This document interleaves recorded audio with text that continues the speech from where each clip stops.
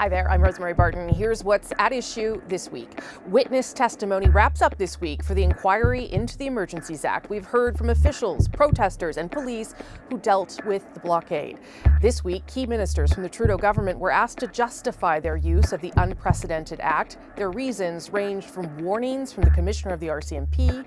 She underlined for me that the situation in Coutts involved a hardened cell of individuals who were armed to the teeth with lethal firearms, who possessed a willingness to go down with the cause. To concerns the protests could not be contained. In case we need it, because the worst scenario would be something explodes and we are not ready to use it. To worries about the economic fallout with businesses and the United States. That one conversation was a seminal one for me, and it was a moment when I realized, as a country, somehow, we had to find a way to bring this to an end. So what have we learned from the testimony this week and the decisions leading up to the use of the Emergencies Act? Let's bring in at issue Chantal Hebert, Andrew Coyne and Althia Raj. Elamine is away this week. Good to see everyone. Kind of an extraordinary week in terms of the things that we got to hear about, the texts we got to see between people, and just the level of sort of curtain raising. Whether or not we got everything we needed is a different question, but that was kind of extraordinary. Althia, why don't I start with you this week on what you made of what we heard, and whether there was one minister in particular who made an awfully good case for the reason why the government needed this. That's a very good question. So I will say I agree with you. Like the very interesting and juicy parts was how politicians talk to each other when they are in private. I think the fundamental question about this commission has been, did the government basically meet the threshold for the invocation of the Emergencies Act? And frankly, we don't have an answer to that yet, because the government has now come out and said that they have a Justice Department opinion that they could use a broader definition of what's actually in the act to invoke it. But we don't know when that opinion came. And we don't really know what that opinion says yet. So it's a little bit hard to judge whether or not the government was right to invoke it. And hopefully we'll have more answers about that tomorrow. I thought Minister Freeland today, she talked about economic harm to the country, not just what was happening at that exact moment in terms of the closures and the layoffs happening in Windsor, for example, with the Ambassador Bridge closure, but the risk if in the future for investment to Canada, that was something that weighed heavily in her mind. But part of her testimony, she talked basically about the federal government, the importance of the government being seen to act, how that was an important signal. And I think that is something we are probably going to hear a lot more about tomorrow. So I would say those are the few things that mark me.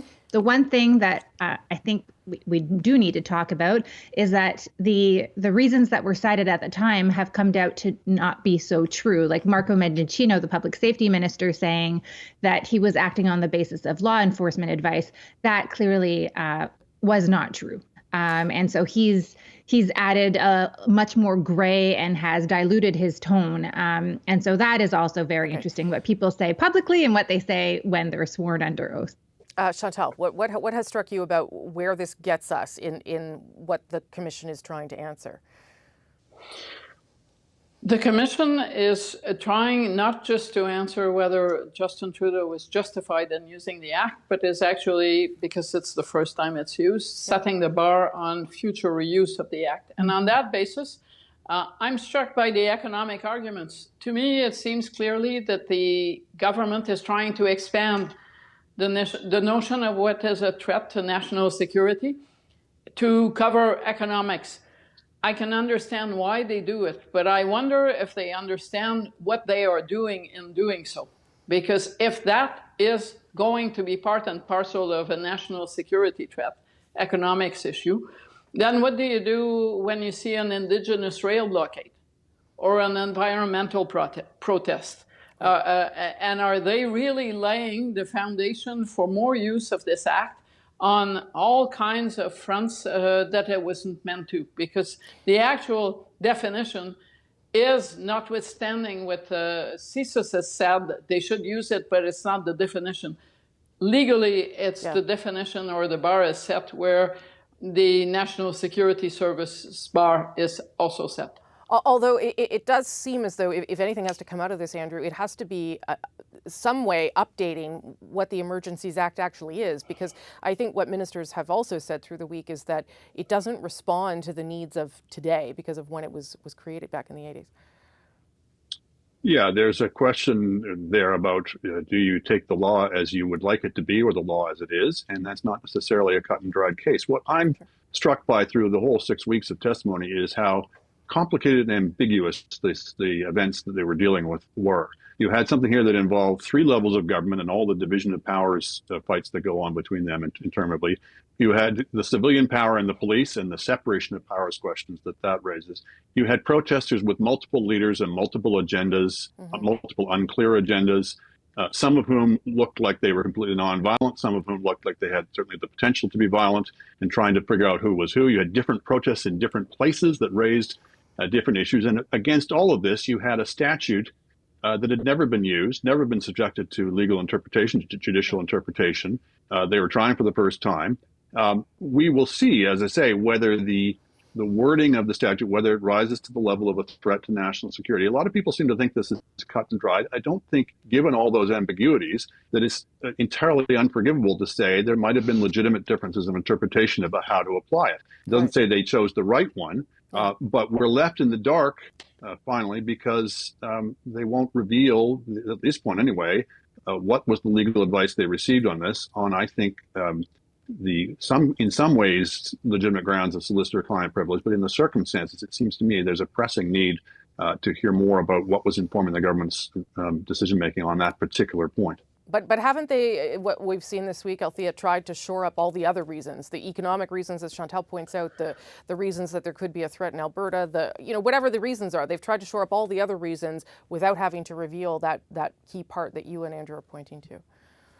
Yeah, they've tried to broaden out what a threat really was, and that's what they're there to do, because they clearly wanted to do something. Yeah. I mean, Andrew is right about the jurisdiction. It's like the most Canadian story you can imagine. It is really about battles over jurisdiction. It lasted a lot longer than it needed to because of jurisdictional squabbles, whether it was Ontario telling Ottawa, well, no, the Ambassador Bridge is you, and Ottawa saying, no, the bridge ends in Windsor. It's the Windsor Police and the OPP. It's up to you to get involved. Like, it's worthy of a Veep episode, or Yes, Prime Minister. So there's that part, I think, is really something that cannot be dismissed. But you can tell from the commissioner's questioning of the ministers, because after all the lawyers get a chance to have a say, the commissioner asks some pointed questions, that he seems to be buying this argument about a broader definition, that there is a need for a tool, whether it was the Emergencies Act or not. It is the tool the government felt it was its only tool. And so they kind of have, it seems, gone back to adjust what the threat hole or the justification of using the act is, because they felt like they had no other options. They felt they needed to act, or they needed to be seen to act. Chantal. Well, yes, but that's all great. And for whoever is applauding this today, this broadening for the circumstances, the economic reputation of Canada, keep in mind that this will lay the foundation for future governments that you may not like using the act. So it goes beyond, it's fair game to say this, and it's fair game to rally to this. It goes to how you can access as a government this extraordinary power to get rid of a pesky situation. And for me, the economic arguments, as valid as they are, sound to me like a slippery slope. Well, it also allows a government, I guess, Andrew, this is Chantal's point, to expand the definition every time they use it to justify the use of it, potentially. Yeah, so I think we have to separate the use in this case versus possible future uses. I think in this case, given the murkiness of the whole thing, you could defend it as a kind of a kludge, that you had legal vacuums, you had unprecedented situations. I think more than peskiness, I think this is a very fluid and dynamic situation where the longer that law was basically openly flouted in Ottawa, the worse the possibility for that to spread with pop-up blockades across the country, with bad actors taking their cues from it. So it was a dynamic and potentially dangerous situation. But I think there's two things in addition to the narrow question of whether it was legally justified. I think it was practically justified. Whether it was legally justified, we'll see. But I think there's two other considerations we want to look at. One is, how did it come to this? How did we get into this mess where the government felt this was the only possible solution they could bring? But secondly, as you're suggesting, how do we make sure it never happens again? Make sure it never happens, i.e. we don't get into the situation again. But secondly, make sure that future governments can't use this very powerful law in too loosey-goosey fashion, can't use precedent of, well, they were able to get away with it this time, they should be able to do so in future. So that's where the commission is going to play a very key role, I think, in identifying what are the gaps in the current power. Maybe it needs to be adjusted, but how do we also make sure that governments don't abuse it in the future? 30 seconds to you, Chantal, then I'm taking a break. Okay, so let's be serious. Most of us at this point, the three of us, kind of assume that even if the conclusions don't go in the way of the government's decision, public opinion has already cast a judgment. Right.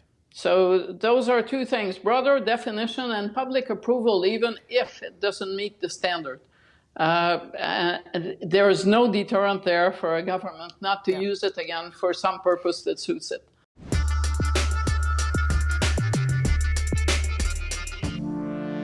The public inquiry into the use of the Emergencies Act has heard from three of the Prime Minister's top aides.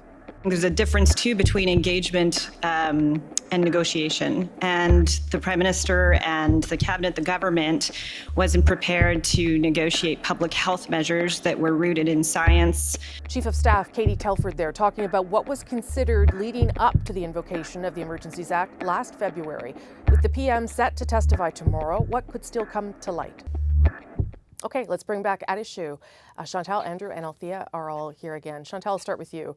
I mean, it was interesting, again, to hear from the Prime Minister's top aides about what they were doing and thinking about as this was happening, but all eyes will be on the Prime Minister tomorrow. And I guess, what is the risk for him? Is there any risk? What does he have to sort of do to show to Canadians that that this was justified from his perspective?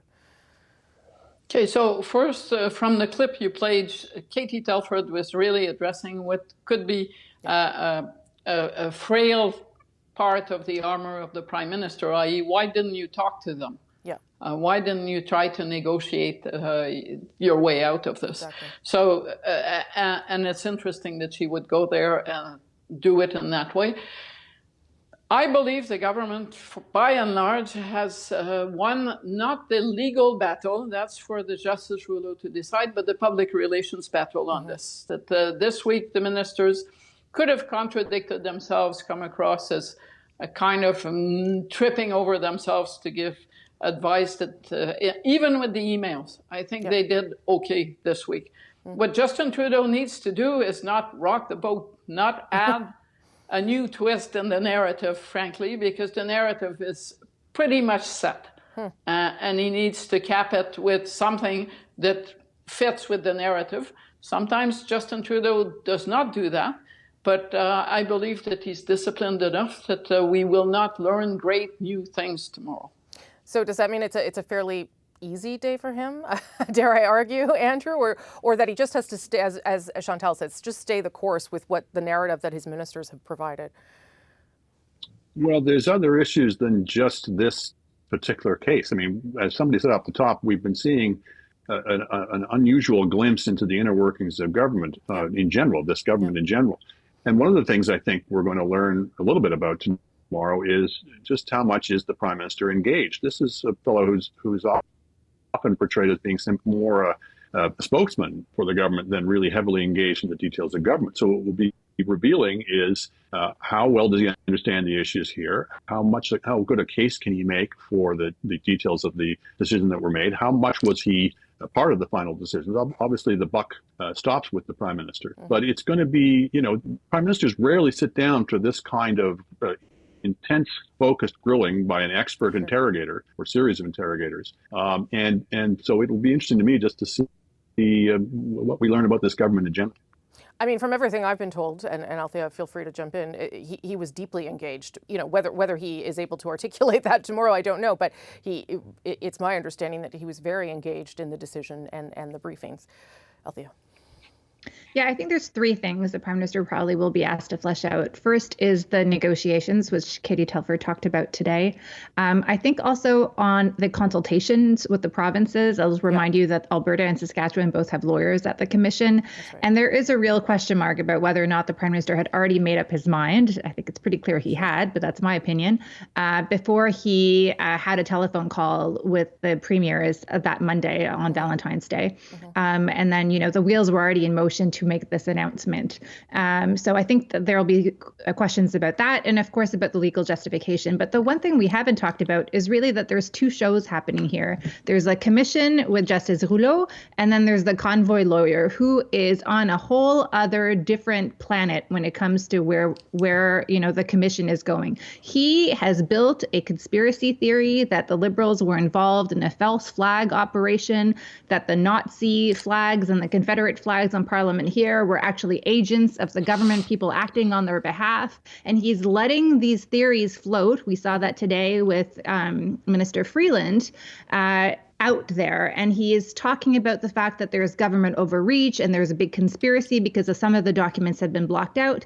And with Ms. Telford, for example, he had a chance to ask her about why she didn't sit down, or the Prime Minister didn't sit down with the convoy participants. And instead, he spent his time asking about the notes of her aide and why things were blacked out in her aide's notebooks. You know, this does not make any sense because he's not talking to us. He is talking to people who already believe in a conspiracy theory. And so I think the Prime Minister it will be very interesting to see where the Convoy's lawyer goes with the Prime Minister. Chantal? I think the lawyer we're talking about is actually an asset to the government's case, that there was no one credible to negotiate with. And he's been kind of an illustration of the kind of conspiracy theories that were prevalent within the Convoy. So for one, think that his presence at the Commission was very useful, not just because it made that point, but because he raised issues that others did not.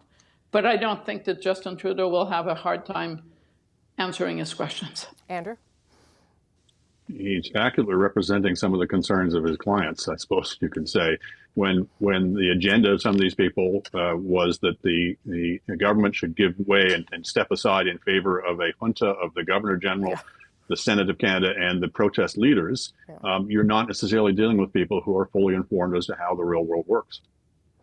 So for Justin Trudeau to walk away tomorrow, what does he have to answer those three things that you've said, Althea, and then we just sort of all move on and wait for the final report? I know there's other testimony from experts that's going to happen.